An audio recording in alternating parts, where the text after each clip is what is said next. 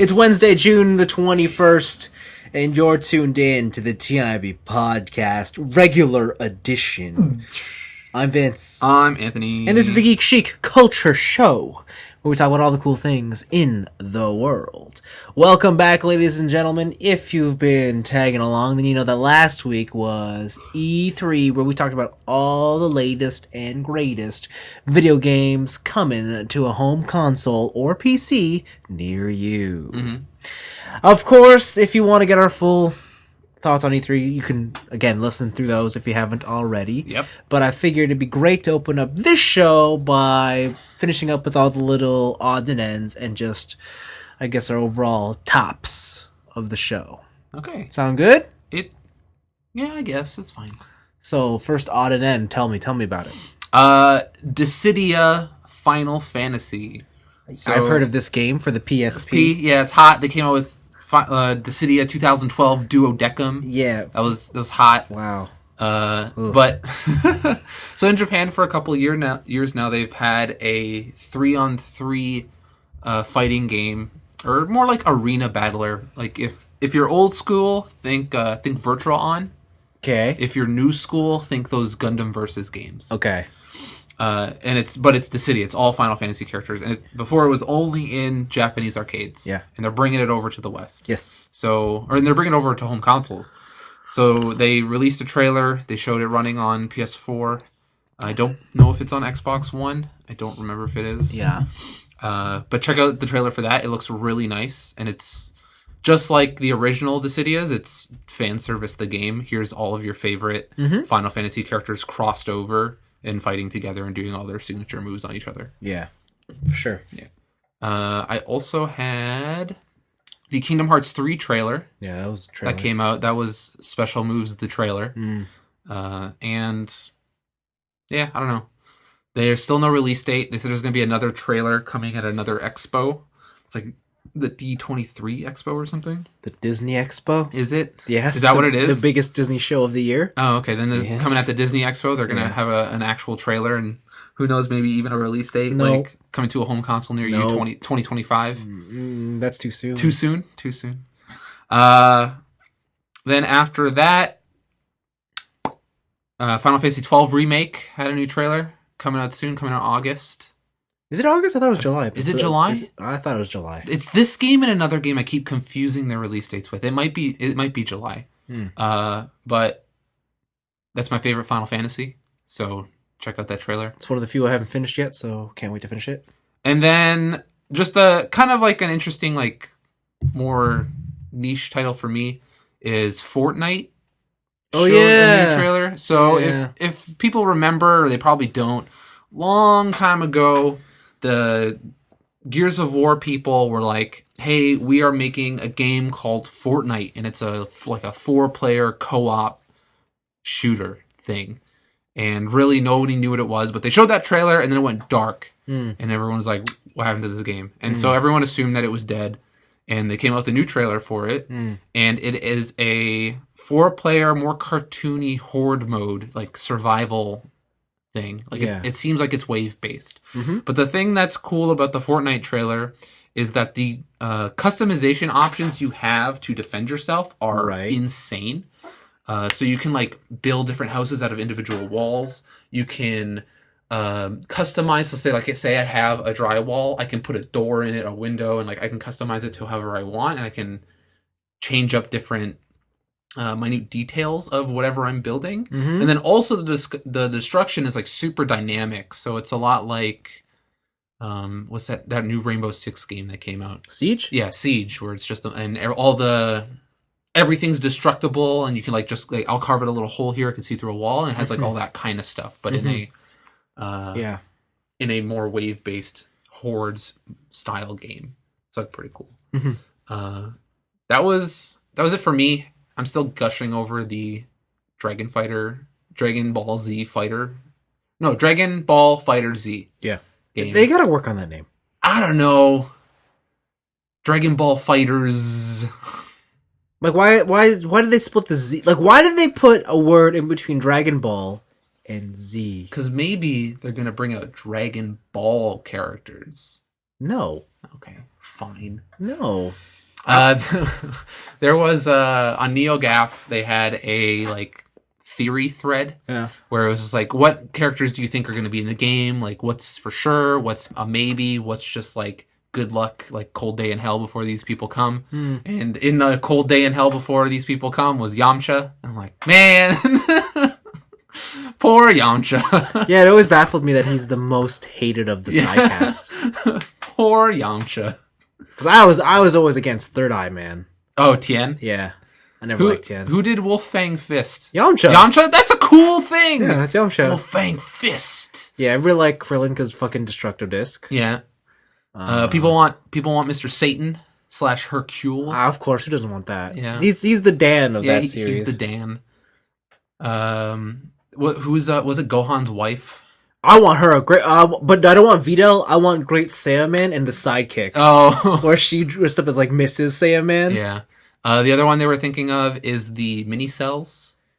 Oh, Cell Jr. Yeah, Cell Jr. But they were thinking of that like if you pick Cell Jr., you can only pick Cell Jr. Oh, you have like 3 Cell Juniors? You have like 3 Cell, or you have like 6 Cell Juniors, and they're all weak. Like, oh, that would be interesting. Yeah, that'd break stuff. Okay. And then I can't remember some other ones, but yeah, like they're like Piccolo's probably in it. Yeah. Broly's probably in it. Yeah. Pan. No. Oh. No. Some people wanted Chi-Chi. Okay. Yeah. That's his wife's name, right? Goku's wife? Yeah. Yeah. What about the Ox King? No, because if you put in Chi-Chi and the Ox King, that's going back to Dragon Ball. Yeah, that's why they separated the Z. No, I'm pretty sure there's no Dragon Ball characters. Okay. It just wouldn't make any sense. You couldn't throw the Red Ribbon Army in there and like. Yeah, you could. No, you could. Yeah, you could. Like, as much as I love Goku with Power Pull, there's no way he could stand a chance. Yo, Goku with regular Goku with his tail, and he turns into a monkey. Yeah, have you seen Goku go Super Saiyan and wreck monkeys? No. Oh, there you go. Is that in like GT? Yeah. I've not watched GT. Yeah, he has to take out Vegeta. He wrecks a monkey? Yeah. Dang. Well, I guess it's like the out of control form. You don't really have any finesse. So yeah, that, and then that. Yeah. I got some interesting news. Okay. So the Bethesda conference was arguably. No, not arguably. It was the worst. It was the worst. It had one cool reveal, yeah, which for me at least was the Wolfenstein 2 trailer. Yeah. But other than that, it was a snooze fest. Yeah, and a lot of people wondering like, well, how come we didn't get to hear from Elder Scrolls 6? And there was one very simple reason. Oh, I know that reason. Tell me. It's because they have the MMO. They're not going to release a new Elder Scrolls game when they're releasing that MMO still, and that's going strong. So they're going to have brand confusion. So that's not a simple reason. That's a. Like, I'm going real simple. Okay, real simple. Like, they just straight up said, because nothing's in development. Okay, that's even more simple. Yeah. All right. But your answer is definitely on point. Yeah, because they just released that new Morrowind expansion. Yeah. Like, why release a new single-player game when they got that MMO that's just fucking rolling in the money for them right now? Yeah. Some other interesting news. Xbox is Microsoft is teaming with Nintendo for their Minecraft. Yep. So they have crossplay servers, and when they asked Sony to join in the party, Sony said no because we're afraid of the, I don't know, something about the safety of their audience. Yeah, and it's like, you just don't want to play ball. Yeah. So that was a bit of that was actually on Giant Bomb, a video game website, had a interview with Phil Spencer. Oh, I just listened to that. Yeah, that was a great interview. That interview is an example of why I think he's the best of all. He's superhuman. Like he just feels like a dude. Yeah. Right. He's the most transparent of those kind of figureheads. Yeah. Right. But Phil Spencer had his talk, and I think he brought this up. Like, he didn't name names, but he's like if you're worried about your Xbox and stuff, like, don't worry about it. We keep our users safe and all that. Yeah. And after Phil Spencer came out with that, I'm just like, come on, Sony, come on. Yeah, so that was a bit weird. Other cool things that came out of the show. Atari's confirmed they're making a new console. Yeah, I forgot about this. Why? I don't have any more than that. Just wow. All right, I want some theories up in here. So I think like there's totally enough room to have another console. Do you think it's a home console? Do you think it's a mobile console? Or do you think it's a phone? I think it's a PC hybrid console. Oh, okay. Yeah. Like a laptop? Yeah. Huh. Yeah. Think about like how many. Think about like the college demographic where they're like, honestly, if college kids had it their way, they would buy a tricked out PC. Yeah. But the problem with being a college student is you're fucking broke, and you need mobility, right? Yeah. You can't lug your box into class. I made the mistake of buying a super heavy laptop. Yeah. I was like, I'm gonna get a laptop with a dedicated graphics card. Nah, I was dumb. I was carrying around a brick for exactly. 4 years. So Atari's gonna make an ultralight, but it's like console power. It's gonna be $1,000, and people are gonna be like, "What the fuck is this garbage?" And then no one's gonna buy it. Yeah, because there's gonna have a joystick sticking out of it. It's good. It's the more extreme version of that ThinkPad nub. Yeah. Yeah, that's what it's gonna be. Gross. That's what I think it's gonna be. I think it's probably. I think they'd have a good chance of making it a portable console. You like a handheld? Yeah, like a handheld. Because think about it, like the Switch is a weird in between. Yeah. They're phasing out the 3DS. Yeah. Sony doesn't give a shit about the Vita anymore. Yeah. And Microsoft never had one. So, like, I think this is prime time to be like, hey, you want just here's a. I think you're looking at it from a very optimistic view. I feel like the reason that people are phasing out handhelds is because we all got fucking phones and no one plays on handhelds anymore. I do. I know you do. So does TJ. He's doing it right now. Yeah, he's playing a Vita. But you guys are the niche now. Like, you are not the norm.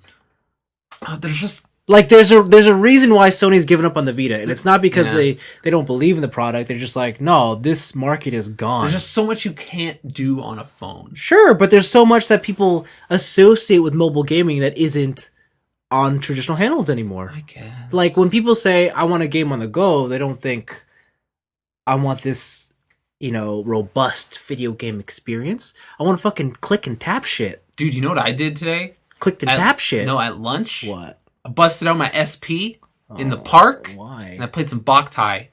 All right. Well, yeah, but you're just catching up on your retro catalog. You're not actually doing that because you're like, oh, and this is what I like. But it's fun. Oh, I'm not disagreeing with you. I'm just saying that the time is gone. This is me becoming.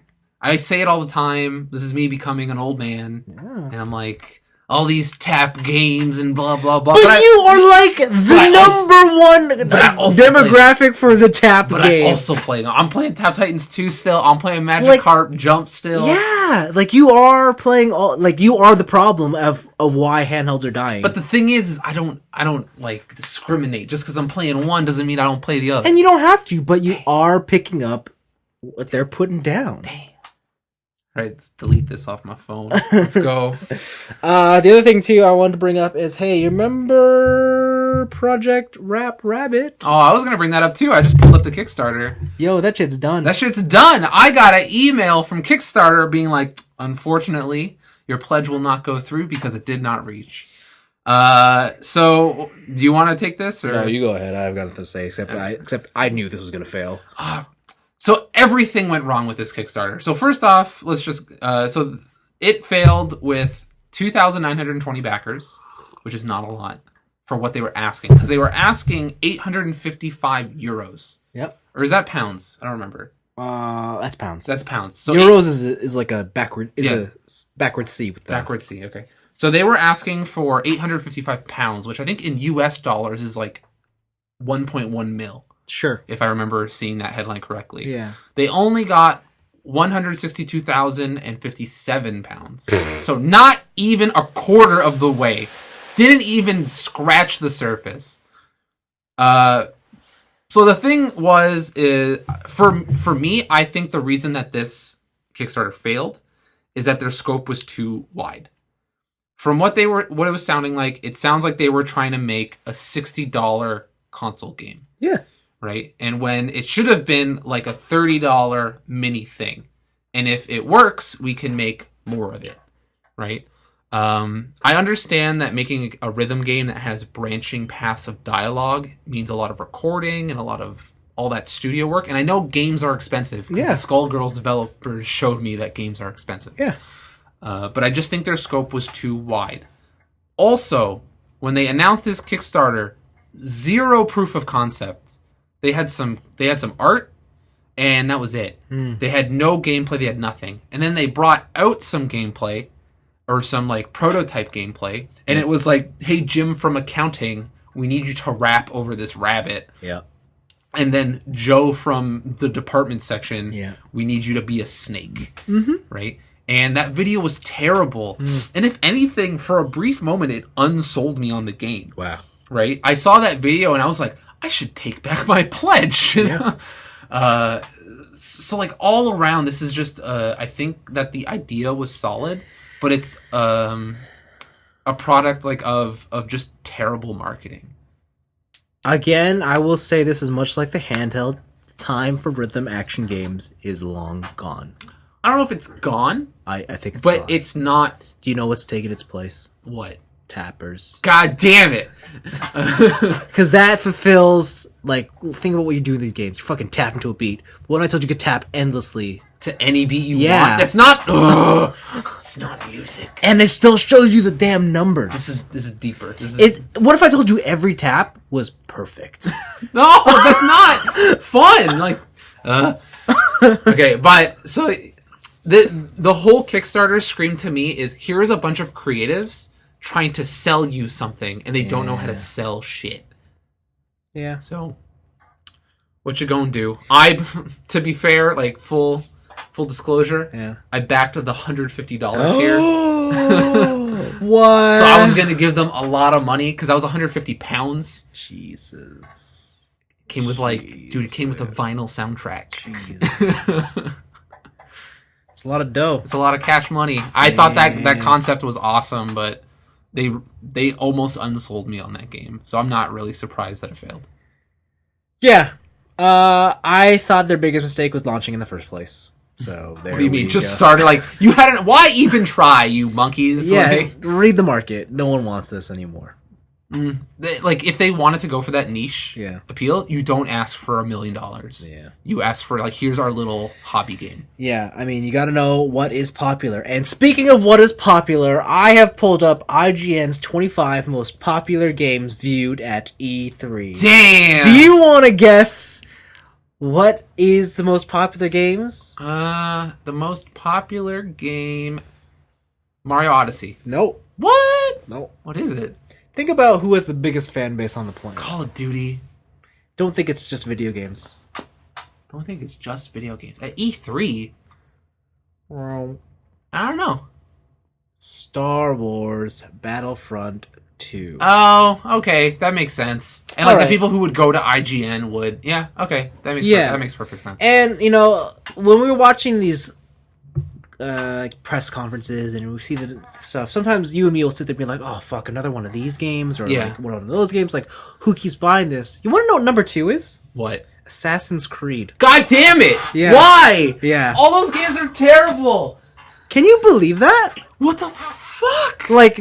So next time there's another Assassin's Creed, don't be, like, surprised by it. Just know, like, that's a big like, I didn't realize just how important that franchise is to Ubisoft. Ubisoft. It's gotta be one of those things like those Imagines games. Yeah. Like Imagine Babies, Imagine Pets. Yeah. Like, there's a big market that when people want to make their cool new hotness, like, they're getting funded from something. Yeah. Right? Yeah. And maybe this is just a bigger version of that. Yeah. Like, for Ubisoft to even try to do something new, like, dude, Assassin's Creed still sells. Just ship another one. All right. Number 3 is also kind of surprising because it beat out number 4, which is Spider-Man, and number 5, which is Mario Odyssey. Okay. And number 3, it's South Park. What? Yes, the fractured butthole. Wait, what? Yes, that's number 3. So, like, I understand that third game, or that first game was pretty popular, but yeah, no, doesn't that just kind of be like, wow, maybe sometimes it's just like, man, maybe I don't understand what mainstream audiences like, or, to be fair, I don't know anything about South Park, so maybe that fan base is just huge. Vince, I think you just admitted it. Yeah. You're a hipster. Yeah, man. Dang. That's crazy. Welcome to the club, boy! So, as cool as Dragon Ball Fighter Z was, do you know what other fighting game placed above it? Did Injustice place above it? Nope. What other fighting game? Marvel?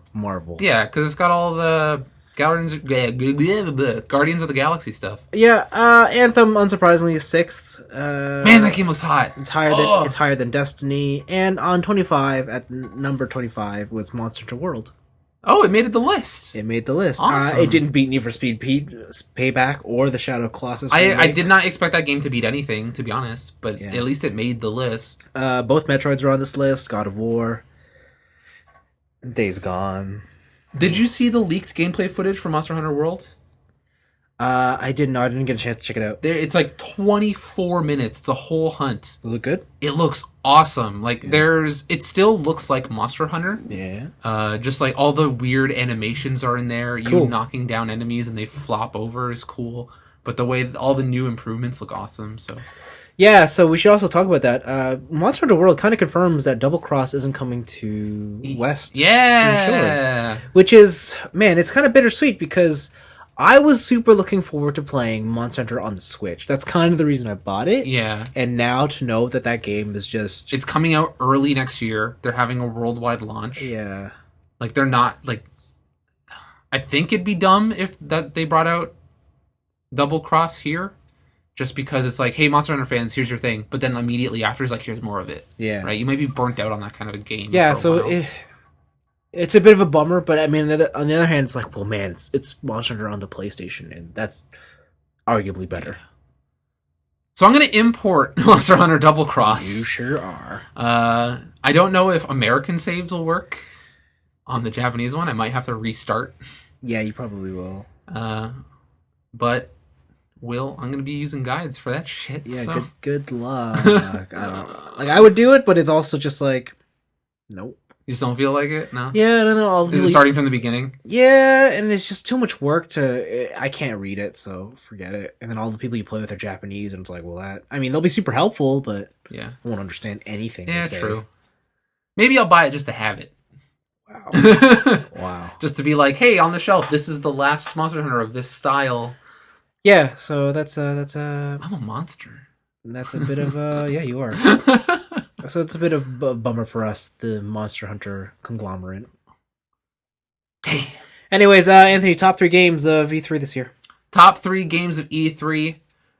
Number 1 for me is Dragon Ball FighterZ Z. Okay. I said Z, not Z. You sure did. Number 2, Super Mario Odyssey. That game's pretty hot. That game looks hot. Mm-hmm. And at number 3, Anthem. Oh, wow. Anthem looks so good. It looks like everything I ever wanted Destiny to be, if not more. Yes. Yeah.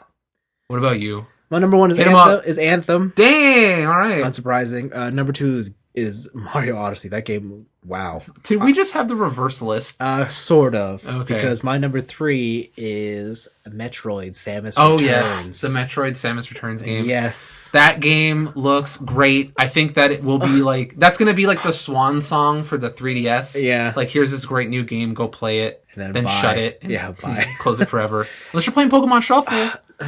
Play Pokemon Shuffle like me. Join in that match 3. No, how come that's just not on the Switch? Yeah, I don't know why. But I really like that parry system they have going. Yeah. Especially on bosses. They showed one using it on one of the heavier enemies, and it goes into like this weird, like almost behind the back cutscene thing. Yeah. Looks hot. Yeah, that game looks so cool. So I can't wait for that. That comes out in September. Yeah. Like, that's crazy! Weren't they just like, yeah, this game's done.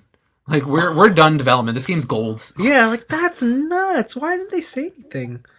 No, because they had to put a fucking title card for Metroid Prime 4. I know. And then, like, as pumped as I am for that, it's like, honestly, I don't... Should I play those games? I've never played a Metroid Prime game. The first one, I feel like the first one you should play. The first one was just, I don't know. Was Metroid Prime 2 Echoes? Or is that 3? No, 2 is Echoes, 3 is Corruption. Okay. But the first one was kind of like, holy crap. But it also came out at the same time as Halo, so it was kind of like this new wave of game. Okay. So I don't know if it'll have the same effect now, but I guess if you've only ever played 2D Metroid and you go to this one, you're just like, wow, they made 2D work in 3D. Okay, cool. 2 and 3... Because I played the shitty one on the 3DS. No, that's not it. Not Federation Force. Hunters? Hunters. I played Hunters. The demo that released with the 3DS? Yeah, that game sucks. Yeah, it did. Totally. Yeah, no, the first Prime is amazing. 2 and 3 are arguably better games, but they just don't capture the magic of the first one. Okay. So, yeah. I will look for that then. Yeah, anyways, let's move on to our weeks. Okay. Yeah. Unless there was another pick you had. Did I have another pick? I was going to pick Project Rap Rabbit, but we talked about it. And I'm pretty sure that I don't have another pick. So, yeah.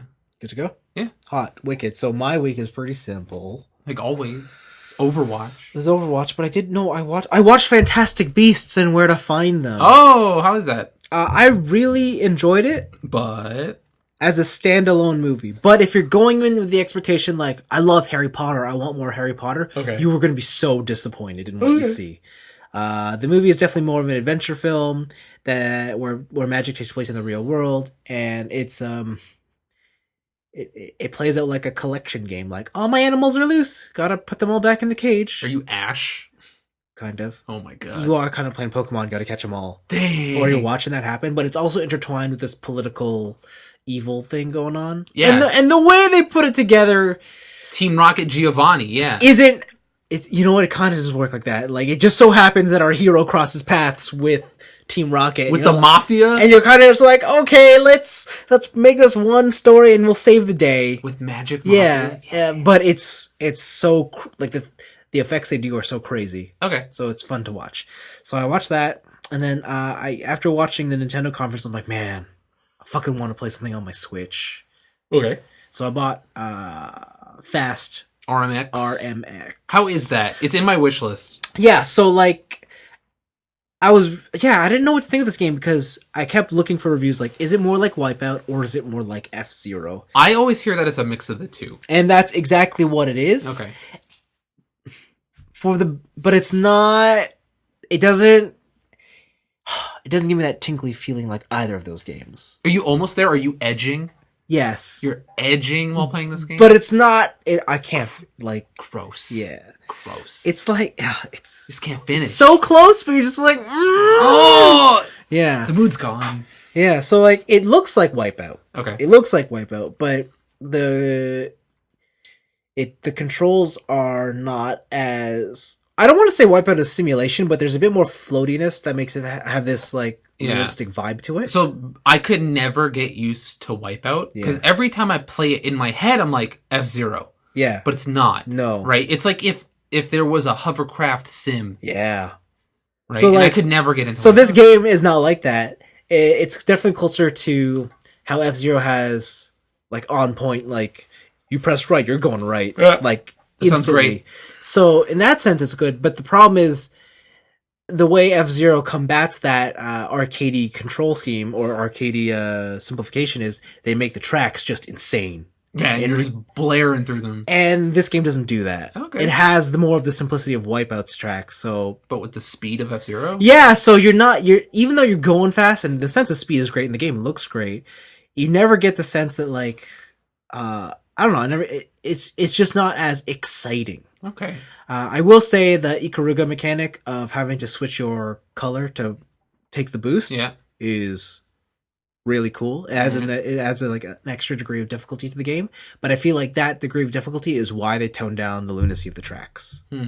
And I wish they just went all out and said, let's make it let's go crazy. Here's loops, here's jumps. I wish they did that. You know how in F-Zero they have like some of those tracks where it's just a cylinder and going all around it? Yeah. Like they do some of that, but they never go super crazy with it. So it's and there's also like sorry, I just cut you go off. ahead. But in F-Zero there's also like little things. Like in the GameCube one, if you're able to recover from an edge fall, you'll get a boost, right? Because you're like playing it on the dangerous side, right? Yeah. And there's stuff like that. And does this game have any of that? Like any hidden mechanics? No, and it doesn't have drifting. It doesn't have like in F-Zero you could actively attack. Yeah. Like you could use your boost is also your life bar. Yeah, like you could double tap to hit someone, or you could do the spin. Yeah. This game doesn't have that, but if you boost into someone, it automatically attacks. Huh. So that's not. I didn't really like that. There is a mode where your boost is your life. It's called hero mode, and that's the most fun. Is this like a situation where it's like if you want to play The Last of Us and you know how to play games, just play it on realistic or whatever? Yes. Okay. However, you have to play it on normal. Like the career mode is normal only. Okay. And that's how you unlock all the tracks, all the cars. Hero mode's when you've unlocked everything and you're like, let's do it for real. Okay. So hero mode's fun because your life is your boost and things get nuts. All right.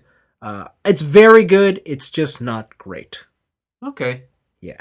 Worth the price of entry? Like, it's $25, I think? It's $25 here. I think it's $20 in America. Yeah. So, like, in that context, it's actually awesome. Okay. Yeah. Yeah, if it is pretty... Barrier entry is pretty cheap, so in that sense, it's really good. All right, awesome. And I think that's it. I played one more day of Persona, so I only have... Oh my god! 7 days till Kamoshida goes like, yo, what up? Just play it. I will. No, you're not. Overwatch is calm. By the time Kingdom Hearts 3 comes out, you will have finished Persona 5. Will I? No, because you'll have been like Persona 6, though. God damn it. Oh, yeah, Persona 6, though. So, is that it for your week? Yeah. All right. Do you want me to start off with things I watched with my eyes or things I played with my hands and then also watched with my eyes? That sounds dirty. That sounds so dirty. Pick one.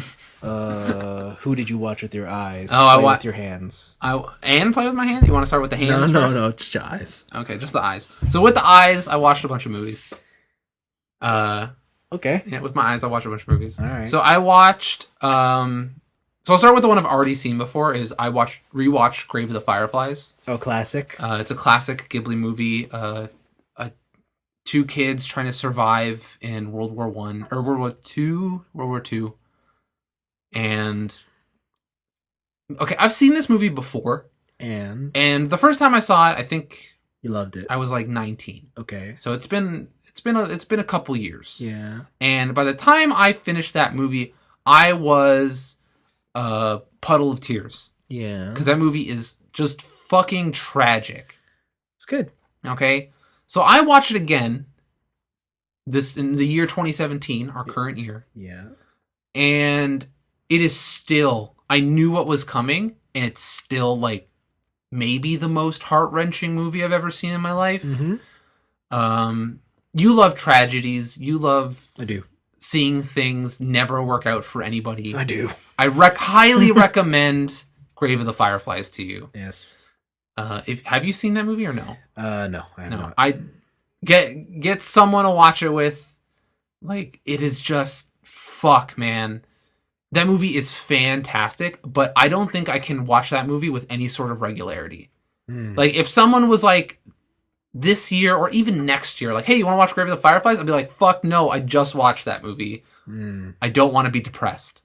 And it's just really good. So they have a remastered version now. I think it came out a while ago, but it's full screen, because this movie originally came out in 1988. Yeah. And it still looks really nice. All the up-res art is fantastic. The only thing that kind of sucks is that the audio is still from 1988. Oh. And then there's also some things you notice where just the way modern animated movies are directed, there are certain hard cuts in this old one that don't, like, it's hard to keep continuity. Yeah. Like, what just happened? It's like, oh, okay, I have to take into consideration from the theme. Like, sometimes you'll go a hard cut from one scene to another, and you're like, where did I go? How much time has passed? And you're like, what the fuck just happened? Yeah. But other than that, other than just kind of like minor complaints of an age, of a style, like how you stylize that movie's fantastic. Right, that movie's great. Like, it's weird to call it one of my favorites, because all it does is make me sad. That's good. So that's what a favorite should be. I guess, like, highly recommended if you just want to be sad. Watch Grave of the Fireflies. I then watched some more anime. Me and my friends had a Satoshi Kon marathon. So Satoshi Kon made Paprika. Yep. Made Millennium Actress, Tokyo Godfathers, and Perfect Blue. So I think I've talked about Perfect Blue before on this podcast. I believe I've also talked about Paprika, but I've watched the other two. So Millennium Actress and Tokyo Godfathers. I forget. Do you like me starting with the stuff I hate or the stuff I like first? Whatever. All right. So Millennium Actress, the movie's not good. Oh. It is a story about a film crew who is interviewing an actress. And it is a story of her life as told through her movies. And it becomes this situation of, in Perfect Blue, you never know what's real and what's not. And just when you think you know what's real, they throw in a twist, and then you're like, I'm lost again. Oh, Perfect Blue. Yeah, this is a super confusing movie. Yeah, and on the second watch through, it made a lot more sense. Okay. Right? It's one of those movies, like a Donnie Darko. And so I feel like the director, Satoshi Kon, was coming off the high of Perfect Blue, and he tried to put that sort of film style or filmmaking into a more wholesome story just about this actress's life. Yeah. And so what happens is that you never know what is a flashback of her filming and what is a flashback of her actual life back then. Because there's this story where it seems like she's in a lot of like romance movies where it's like, oh, here's my lost love. I met him long ago and now they're gone. Right. But also her life is like, I met someone when I was young and I fell in love and then they were taken away from me before I could confess or whatever. Right. Mm-hmm. And so those two stories, like the movie and the real life, start intertwining and it becomes very confusing, but not in an interesting way. More of a, like, this story is so mundane and it's supposed to be such a slice of life type thing that I don't need this extra layer of confusion.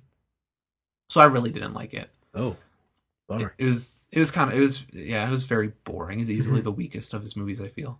But then on the other hand, Tokyo Godfathers is just fun.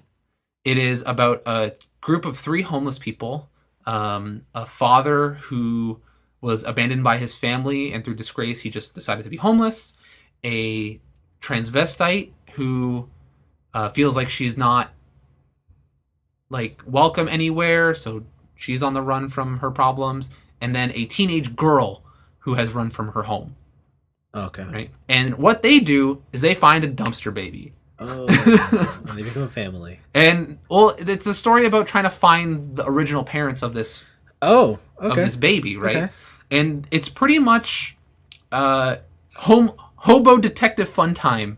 Like, the whole movie is this really lighthearted comedy about the 3 people living together as homeless people, like, and as this makeshift family, but also like kind of a detective movie because they're trying to figure out who these parents are. Why would you leave a baby in the goddamn garbage? Yeah. Right? And like, what happened to your life to where it came to this situation, right? And then obviously the situation they're in shadows things in their lives that they're running away from and their own problems, and so you learn more about them. But the whole movie's just really fun. That it's really great. I think I like it better than Paprika.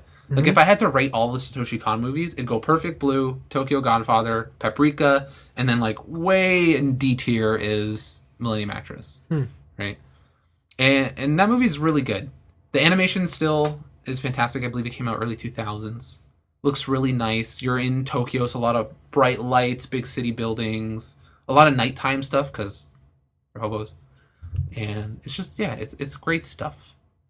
It's good stuff. And then the last movie I watched is not animated.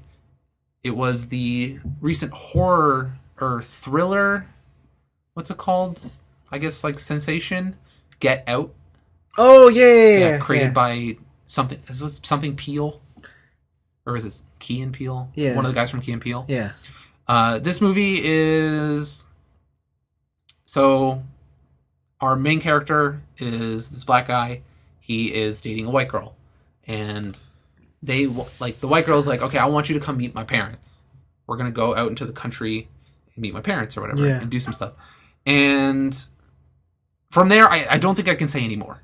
Okay. Because that's the setup? That's the setup. The setup is I'm going to go meet my girlfriend's parents. Because after that, shit gets weird. Yeah. And it's not really a horror movie per se, but it is a thriller movie for sure. Like, I think it's more in the vein of Panic Room than of anything like a Jason or so it's not like an Exorcist. It's not like grotesque horror. It's just no, like there's maybe 1 or 2 scenes where you're like, "Ooh, that's fucked up," but that's more for emphasis rather than that's what the movie is. Okay. And I really enjoyed this movie. Really? Yeah, I don't like. Everyone is calling this like some sort of like crazy masterpiece. I don't think it's that good, but I really did enjoy it. They do a really good job of taking things you think about real life. So, like, unfortunately, in today's day and age, when you think a black person and you think cops, think something bad. Yeah. Right? That's just the way it is, no matter how unfortunate it is. But this movie takes, like, those kind of preconceived notions and uses them to fuck with your emotions. Oh. Right? So like even through just visuals, they're able to do this. Like you don't have to be talking to anybody. It's a pretty great movie. I don't know if like most people aren't into that kind of stuff, but if you want something to like keep you on the edge of your seat and keep you guessing the whole way through, like definitely check out Get Out. All right, it's really good. And then I played some games, and by games I mean I played one new game and one old game. I am playing through Neo because I bought Neo. What do you think of it? It's fun. It plays very similar to all the betas and whatever. It's like pretty much the same game. But having full access to the loot system and their kind of overworld map, this really is Diablo.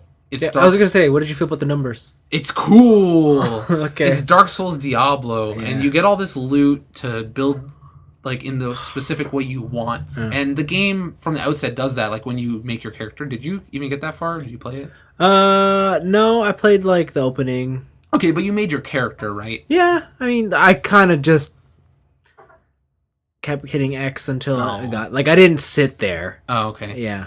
So, you only play as William. Yeah. William is he's the main character. He is from Britain, and he's all like, hey man, I'm a captive in Britain, but I could like see spirits and shit. Yeah. There's all these demons. I am the last samurai. So he Tom Cruises it out of London, goes to Japan. Yep. Becomes Tom Cruise, and the game from the outset does the cool thing of like if I'm trading in the dojo or whatever, like their silly thing. Sure. And a samurai usually focuses in on certain weapons, like what weapons would you focus on, and they give you the list of weapons that are in the game, and then if you pick one, you get skill bonuses based on what you would like to focus in. Yeah. And from there, you make your different builds. Yep. And I am going for... My main weapon was dual swords, and my backup weapon is the chain and sickle. Oh. Yeah. And then for the magic or ninjutsu, I picked magic. I'm surprised you didn't just go for the big sword. The straight one. Yeah. Yeah. I don't know. I'd really... The long sword. In those Ninja Gaiden games, because this is made by Team Ninja, I always prefer the dual swords. Just like more dexterity. More... I like doing multiple hits more than I like doing one massive hit. That's a surprise. Right. I only did that in Dark Souls because those big sword builds were always the easiest. I was going to say, because in that game you rolled like a sword and shield and you just tanked it? I didn't even have a shield. I just two-handed a greatsword. Oh, okay. And I heavy rolled everywhere. Oh, right? Wow. That was like the easiest way to get through that game for me. But this game, the fighting and the battle system is much more fleshed out.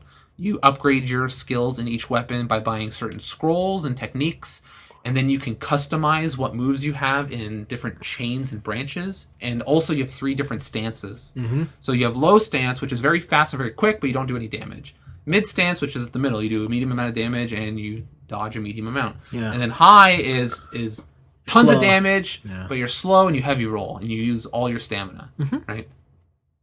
And they really make it a point for your thing called a ki burst. You know how in fighting games when you lose life, you get red life? Think of that, but for your stamina. So when you use up your stamina, you get red stamina almost, and then you have to recover it by doing like a timing-based focus. And that's super important. Yeah. If you don't do that, you're just super fucked from the get-go. It's like the, reminds you of, what do you call it? Active reload? Yeah, you're active reloading your stamina. Yeah. Right? Except that the repercussions are mad severe. Yeah, you don't just lock your gun for a second. Yeah, because you get asthma. Like your character just gets like acute asthma for like 5 seconds. Like, oh god, I didn't. And then you get wrecked, right? So I'm on the 2nd level. I'm on the 2nd boss. She's very hard. She's kicking my ass like a vampire that paralyzes you. And the game does really have a high skill ceiling. Like even though I have played, or even a skill floor, like I think if you haven't played these types of games, like I think the only reason I'm doing this well in this kind of game is because I've played Dark Souls games before, and also I've played Team Ninja games before. This game's hard, man. Hard in a way where when I was playing through the beginning of Dark Souls 3, I was like, oh, this is more of the same. I get this game, right? But this is just new enough where I'm like, this is the difficulty I've been looking for in these Souls games, like from Bloodborne and all that stuff. Yeah. It's really good. I really like it. Yeah, it just turned me off that you couldn't create your character indefinitely. Like, you had to be Geralt of Rivia. Oh, you want it to be like... I want to be whoever the fuck I want to be. You want it to be? You want it to be your redheaded Yeah, archer? man. When I was like, fuck, I'm this guy? Whatever. He's got a sick ponytail. Bro. Yeah, it's Geralt of Rivia. Yeah, I guess. And yeah, so there's a whole story there about demons and whatever, but what you're coming to this game for is really the gameplay. Yeah. So, and then I'm playing some old stuff. Uh-oh. After years and years of recommendations by not only people on this podcast, but just people in my life in general, I'm finally playing Final Fantasy IX. Oh, wow. Yeah. So I am... Some would say that's the best Final Fantasy. Some would.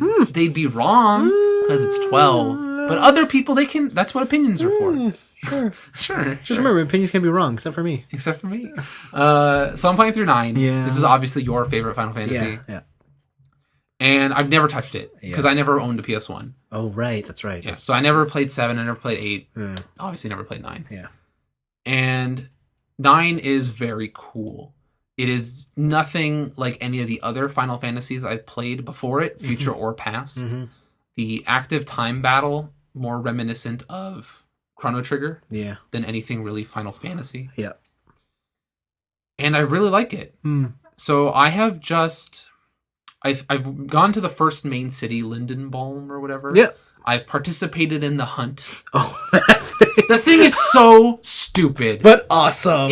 Yes, but it's so stupid. What are you talking about? You mean you wouldn't let loose all these monsters across your capital city? It's so dumb. Oh my god. So, for people who haven't played it, there is your big town, and when you get to the town, there's like the Master of the Hunt festival that's going on. And it's like, apparently it's a yearly thing, which is nuts, because it's annual. Yeah. And what they do is that they just get a bunch of monsters from the overworld. Yeah. And I'm like, hey dog, I got a great idea. Let's just release them into the city and let people go nuts. Let the games begin. It's so stupid. Oh, that was my favorite part of that game. Oh, it's so dumb. It sets the tone. You're like, yo, this game's gonna go places. It's so dumb. So I went through that. I did that stuff. I got to the synth shop. Yeah. I think that's a cool mechanic. Yep. It reminds me of my favorite part of Rogue Galaxy. Oh, okay, yeah, which is like synthing two weapons together to make new stuff. I can see that. I really like that kind of a mechanic. I like it better than crafting. Yes. Because it's like crafting, but light. Like LITE crafting. Yeah, you get the sense of like, I could create something, but I don't have to spend hours. I don't have to go get frog skin. Yeah. Right? So I really like this kind of a system. And I made the dual-bladed dagger for... How'd you feel about that? How the main character doesn't have a sword? It's cool. Yeah. Yeah, I like all this whole... So, let's backtrack. This whole game from the jump is different than all the other Final Fantasy. You're not a hero. No. You're this like dude who's like, I'm gonna kidnap a motherfucking princess and hold her for ransom. And it's like, damn, she's hot.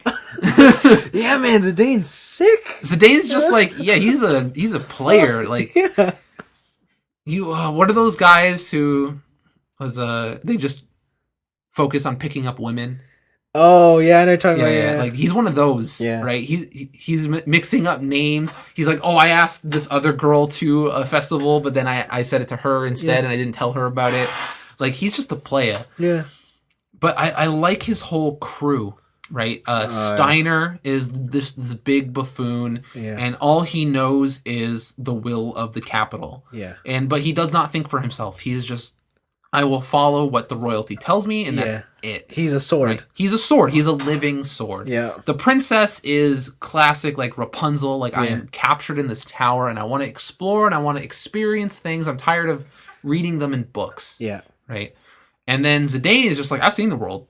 I could show you everything. Right? I got through the petrified forest. Yeah. Your boy gets petrified. Yeah. Like, oh, right in the heart. What a man. What a man. I got a new character. I got the Dragoon character.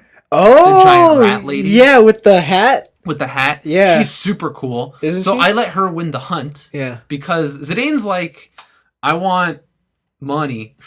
And then Vivi's like, I want a playing card. Yeah. And I was like, that's stupid. And she wanted the ring. I'm like, that's an accessory, obviously. So I picked that. And Thank God I did, because that accessory absorbs lightning. So good. But and then also, so I have Vivi, I have her, and I have the weird frog thing. Oh. With the fork. I have the blue mage. Yeah. Right? And as soon as I picked up the blue mage, I was like, fuck!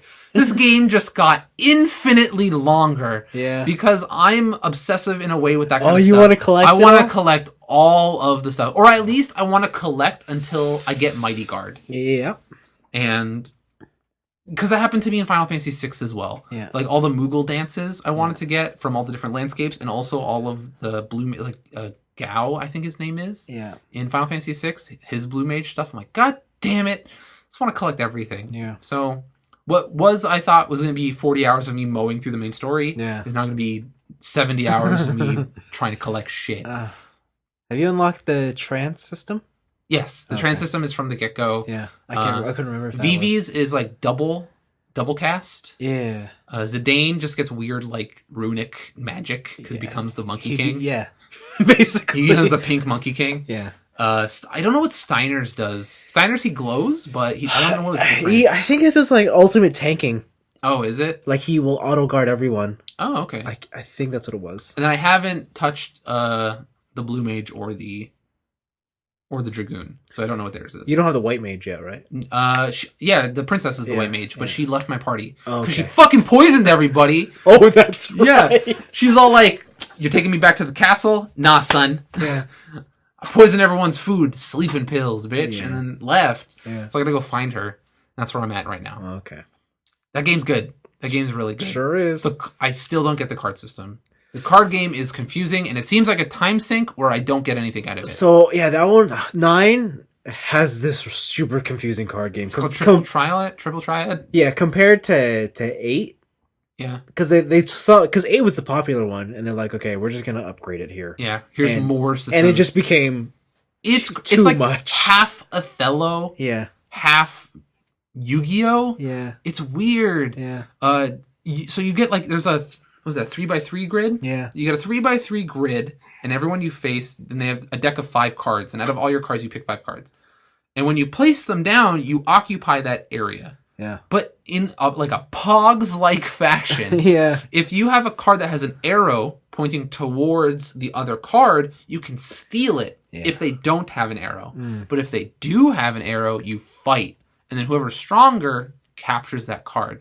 Yeah. But then you can chain. So like, if I drop a card that captures a card that's surrounded by enemies and they get captured, it then Othello's and captures the rest of the things in its vicinity, in its AoE area. Yeah. Right? And so you could be like down like 7-1. Yeah. And you drop that last card and it's like 8-2, I win. Like, eat a dick. Or 8-1. Right? But it's weird. Mm-hmm. And I honestly don't know what I get out of it other than taking other people's cards. It's a card collecting game. Do I get weapons? Like, because I know in Final Fantasy you do 10, get someone's ultimate weapon. Is it Zidane's? I'm not gonna tell you whose it is. Is it Beatrix? I'm gonna tell you. Okay, fine.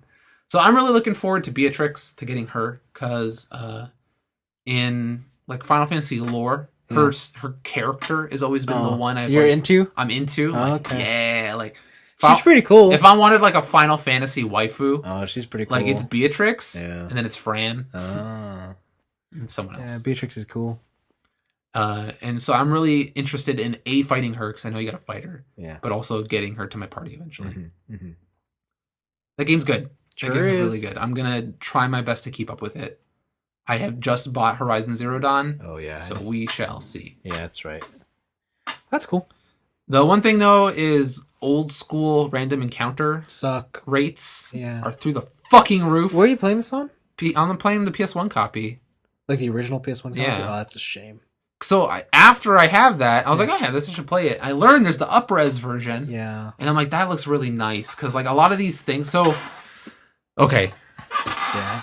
I am playing on a PS2. Oh, no. That has component cables. Oh, no. It is taking that component signal to my HD television, which is then stretching the fuck out of this game and everything looks like trash. I bet. Right? So when you meet Sid and he's an Oglop, yeah, I'm just like, what is this thing? I just see a walking mustache. Yeah. Right? So I kind of have to play that game on a CRT. Yeah. Unless I want to shell out another $20 to get like save state, like better save states and whatever their super thing is that they had at 7. I think that's in there. You can control encounter rate. Can you control encounter rate? You can turn it off if you want. God damn it. Bravely Default, why would you do this to me? You could play the game at 3 times speed. Like, I think I might buy that version. There's an I win button. Where I'm not gonna use the I win button. Where you press it and everybody goes to trance mode. Yeah, and all your MP and HP refill. Yeah, I'm not gonna use the I win button. Oh, but man, and sometimes it just feels so good. Like you're gonna get to Ozma and be like, I thought this boss was hard. Yeah. So yeah, there's that. So I'm honestly thinking of doing it just because those games were made in a time where that was acceptable. It's a different age. It's a different age, right? And as soon as Bravely Default came out, that like controllable fucking encounter rate, I'm like, if every game doesn't have this shit, that's dumb. Yeah, why bother? So yeah, I might buy it I might buy the up-res version because I'm only 4 hours in, 4 or 5, so I'm not that far. And if I can play everything on 3 times speed, I know where to go. Yeah. So. Yeah, you won't take 40 hours. Yeah. Or will I? Depends what you want to do with that blue mage. Yeah, I really want to collect everything with that blue mage. I will admit I am using a guide, but not for like 100% run, because I heard from a friend that there are a shit ton of missable items in this game. Yep. Like just items where like if you didn't get it there, you're fucked. Yep. Right. So I'm just scrolling through the thing, and whenever I see like missable item warning, then I think it's possible to also get someone's ultimate weapon on disc 1. Oh, really? Yeah. Okay. I learned about some sort of cloth glitch, or not a glitch, but exploit, where before you get to Lindenbaum, collect as many like leather armlets as you can, and then once you do, you start buying. What was it? You buy some sort of cap. Yeah. Steepled cap or something. Yep. You fuse them together to make a cloth robe, and then you sell the cloth robe, but you make a 600 gil profit off that cloth robe. Yep. And so I'm like, damn. So I'm kind of rolling in cash right now. I see. I see. Cool. So yeah, it's good. Awesome. It's really good. Glad to hear that. Best Final Fantasy. Wait, sorry. I meant to say it's shit. Oh. Yeah. You had to correct yourself just there? Yeah, sorry. Actually, the whole game's garbage. And Zidane being a monkey, like, that's dumb. What do you mean? You don't like Goku? No, Goku's stupid. I'm all about that Krillin. Oh, God. You can't lie. Yo, whatever. He marries the second hottest girl in that show. Well, who's the hottest girl? Chi-Chi's the hottest girl in that show. Yeah, Chi-Chi is the hottest girl in that show. Remember when they were breaking all the cups? And Chi-Chi beat them in Super Saiyan form? Yeah. How strong is she? I don't know. I have no idea. Her power level must be over 9,000. I don't know. No. It must be. Surely it couldn't be. Okay. Have we gotten to the Kamen Rider portion of the show? We have. So we're catching up on 3 episodes this week. Yep. And boy, were these 3 episodes something else. Cronus is back. Cronus is telling you all about his time-changing capabilities. He's like, check it out. I'm super evil, and I'm at the point in the show where I have to explain my abilities to you. Yeah, and when I henshin, I can fast-forward time of day. Yeah, so they were fighting on a rooftop, and in a pier. Yeah. It was nighttime, and then he henshined, and he changed the time to daytime. Yeah. So he's got full control. That's fucked up. Yeah, and then he's like, in episode 33, where we started, he's like, listen, I control everyone's lives, and he literally just wished for one of the Bugsters to die. Yeah, no, he went onto his computer. He's like, I have the game right here. Like, I have the code. Yeah. And he's like, hey, Salty, guess what? Fuck you. And then deleted it. Yeah. And then he did it so that he was talking to M when he did that? Okay. Anyways, at the end of throughout the episode, he eventually, there's a fight going on, and he stops time and he captures Brave. Yes. And he convinces Brave to work for him. Yeah, Hero. In exchange, he will bring back his lover, Saki. Yeah, because it was revealed earlier that everybody's, like, who died from the Bugsters, their data is stored in, like, a server somewhere. In the cloud. And it's creepy how he, like, keeps him, like, he dangles the carrot in front of him, right? Yeah. Because he brought back Saki in physical form, but not all the way. Yeah. Because she's still missing her consciousness and, like, her, like, thing that makes her human. But her body is just there like a robot standing still and repeating, like, be the best doctor you can be. I miss you. And it's like, fuck, that's creepy. Yeah, sucks for that actress. Right? Yeah. So, M and Shindan Kuroda come up with this plan to reprogram Kronos. Mm-hmm. And they're almost 99% of the way through it. That's when Hiro betrays them. Yep. And says, no, F you. We rollin', we out. Mm-hmm. And that's the turn. He puts on a black suit, and Hiro is now a bad guy. Yeah. He put on a black pinstripe suit.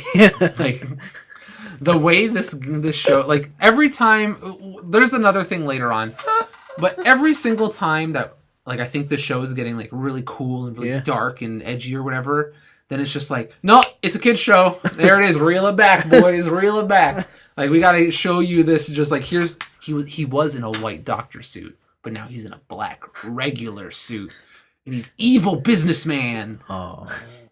What happens in the next episode? Is this the resurrection episode? I think so. Or they hint at the resurrection? They do, yeah. So they're going on through it, and they're still looking for a way. How can they figure out how to beat Kronos? And Danny Kronos like, okay, I'm going to go to my workshop and work on something. I'm going to build a new thing. And he basically just disappears for the episode. Yeah, he's gone. Meanwhile, M has to fight Hiro. He does, but also, in the meanwhile, the Bugsters, Paradox and the other guy, Graphite, they have found the final boss, quote unquote. Because Kronos was supposed to be the good guy, like the player character that defeats the final boss, right? So they find the early version of the final boss and steal some of his Bugster data. And, like, Graphite becomes one with part of the data. Yeah. So that happens. M fights Hiro, and they go all out. But Hiro, what does Hiro do? He gets level 100, doesn't he? No, Hiro. Later. No, Hiro doesn't. M doesn't go all out. Is what happens. Oh yeah, it's like, how does a level 50 beat a level 100? Yeah. It's when you don't fight back. Yeah, so M didn't fight back. He got beaten by Hiro. Hiro took his driver. He took the belts. He took it and said, "Mine," and he walked out. It's like, damn. Which, if you recall, that belt once belonged to Laser Boy. And, our favorite character. Yeah, totally. And so, M doesn't have a belt, or so we thought. Mm-hmm. Because... Dan Kuroda, being fucking Santa Claus. Right, just gives one... He's like, hey, I fixed this one a long time ago. Yeah, but I never gave it to you because you didn't need it. So, but you need it now, so here you go. There you go. So that's where that episode ends. Or is it? No, it's not, because they resurrect... They resurrect somebody. No, they resurrect Laser. They show it. Yeah. They resurrect Laser, and they show him in his suit form. Yeah. Right? And then after that is the next episode. Yeah.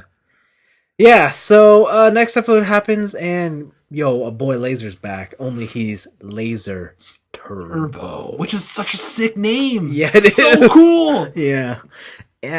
His rider suit isn't the hottest, but... No, his helmet is dumb. Yeah. He looks like he's a catfish. Yeah. But he's back. He's back. He's with a vengeance. And he wrecks face. He does. And then he demorphs. Oh yeah, just to confirm who he is. And it's Laser. It's him. Laser. But he's in a black coat.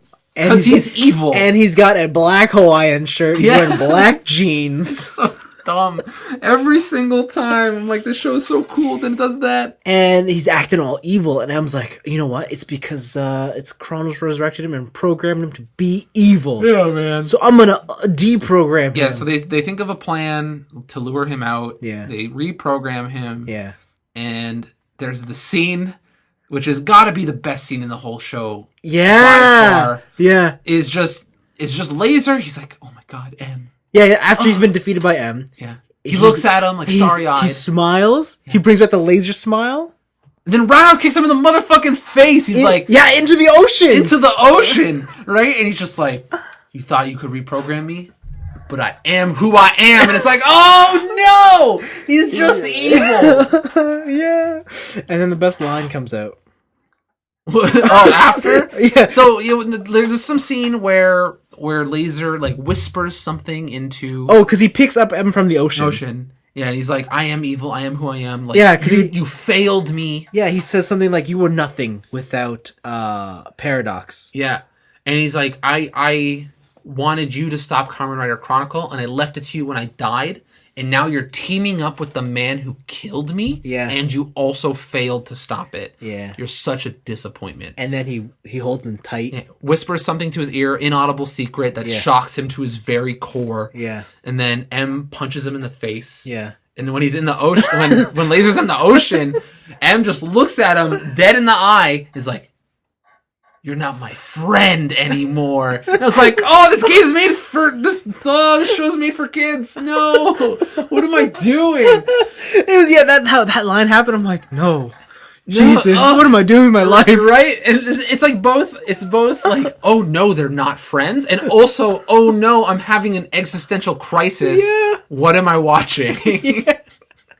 Yeah, it was one of those moments where you're just like, fuck, it is a kid show. God damn it. I've been deceiving myself this whole time. They pulled back the curtain on their older audience, and you're like, oh, man. No wonder girls don't like me. But it's also like such a great scene. Yeah, it is. Yeah, so he's got his crew now. Not Paradox. What's his face? Kronos. He's got his crew. Kronos has got his crew. He's got Hero. Muramase. He's got Hero, and he's got Akira. Yeah, Akira. And he's kind of rolling. He's got his right hand and his left hand. He does. Meanwhile, the Buckster Bros, they're chilling. They're just like doing whatever the fuck they want. I love those guys. Like you mentioned it, like they just show up, do whatever they want, and then leave whenever they want. Yeah. They're great together. They're a great duo. Yeah, it sounds like that duo's about to end though, because Graphite has used his body as the catalyst for the final boss. Yeah, so it seems like he's breaking up. And meanwhile, Paradox wants to do nothing more than the fusion dance with them. Yeah. So she's like, please, let's fight together. Yeah. Yeah. So, but yeah, no, the past 3 episodes, the Bucks Bros have just been rolling around like being awesome. They just show up at CR and like, yo, tell us. They're like, hey guys, tell us all the things you know. All right, here it is. Sick. I took your cake. Bye. Like, yeah, you don't notice it, but Graphite totally stole Hero's cake, right? Like, he's just like, hey, yeah, by the way, these are mine. Yeah. But they did have, so Dan finished his project at the end of this episode. Hyper Muteki. Yeah, Hyper Muteki, and it is a golden thing, gas hat. Yeah. And they showed a little bit in the next episode preview. Yeah. Dude, he looks like Goldar with dreads. He does. I heard someone say Super Saiyan 3. Okay. All right. Maybe if you were all gold, then sure. Like more like Frieza. Yeah, he kind of looks, to me, he looks like a gold Predator. Okay, that's a good one too. Yeah. But the thing that I'm actually more excited to see is Hero got the level 100 to upgrade to Title Fantasy. Got Title Legacy. Yeah. And I'm kind of really pumped to see what that's all about. Yeah, because Title Fantasy had a lot of cool stuff when they first showed it. Like he could summon the army. And he didn't have to fight. He didn't have to fight. Yeah. They didn't really do any of that in these previous fights. So I really want to see, like, how do you upgrade? Like, do you just summon trebuchets? Yeah, I don't know. Is your final attack, like, your executed guillotine slash? What if he just comes out and he's Judge Cabranth? That'd be pretty good. Yeah. What if he comes out and he's fucking Cloud Strife? That would also be pretty good. He's gonna cross slash someday. Yeah. Is that the Buster Sword? Man. Or does he Advent Children? Like he throws it up and there's swords inside his sword. And he Omni slashes the shit out of everybody. I don't know. I'm counting on Snipe to also get level 100, and together they do cross slash. That'd be good. Like when they finally become, they're like, you know what? I've been chasing the wrong thing all along. Yeah, we're actually supposed to be Tomodachi. Yeah, and then they team up together because they don't have to share the thing. Yeah, and then they're like, go air patrol, right? Yeah. And then he's got ground. That'd be great. Yeah. So, yeah. I still really like even though Bugster Bros are great, I still really like the duo between Back Alley Doctor and his girlfriend. Yeah. But not girlfriend. Yeah. Like this weird, it's like you should be dating, but you're not. Yeah. But also like, you know every single thing each of you is gonna do beat by beat. Like you're so in sync with each other that like just kiss already. Like geez. Yeah. Oh yeah. This I think episode 34 had this odd moment with Nico on a ball. Yeah, Nico on a yoga ball. Yeah, and it's like, what's happening? She's just like she's trying to ovulate or some shit. Yeah, like, I was like, she was on the yoga ball. Also, she was doing a headstand. Yeah, on the wall. it was one of those moments where like, no, maybe this isn't a kid show. Yeah, maybe she needs those eggs to drop. Yeah, but, baby trap this guy. Yeah, but then of course, You're Not My Friend happened. And... Yeah, you're not my friend. It was so dramatic. I had the piano music. Like. Also, I just want to note, like, it's really sunk in now that the violin score, like the I'm Evil score, is really great. Yeah, Kronos' theme song. Yeah, Kronos' theme song is fantastic. I want that to be like my ringtone or some shit when people call me. Yeah. But no, man, Conrad's doing really good. Yeah, it has been. So the last one I watched was Wizard. Yeah. And I did not like Wizard. I thought Wizard was it had a strong start. It just didn't carry it the rest of the way through. Right. And this, not since Forze have I liked the Kamen Rider show this much, where like every episode I'm like, yeah, no, this is fantastic. Yeah. I think this next episode is actually titled it's something like the start to the Kill Kronos or something. Okay. So it feels like, I think now we're done with the surprises. This is the main stretch. This is it. We're on the home stretch. Okay. So, and it should be. I mean, this was that last episode was 35. I mean, we got maybe like 10, 12 episodes left at most. Yeah. So it's gonna be sad when it goes. But then we get a new Kamen Rider. We do. Or we could watch those movies. Yeah, I think one of them's out. The Pac-Man one's out. Yeah, the Pac-Man one's out. Yeah. I want to watch. Yeah, then there's the other one that was Xevious. Yep. Dr. Pac-Man.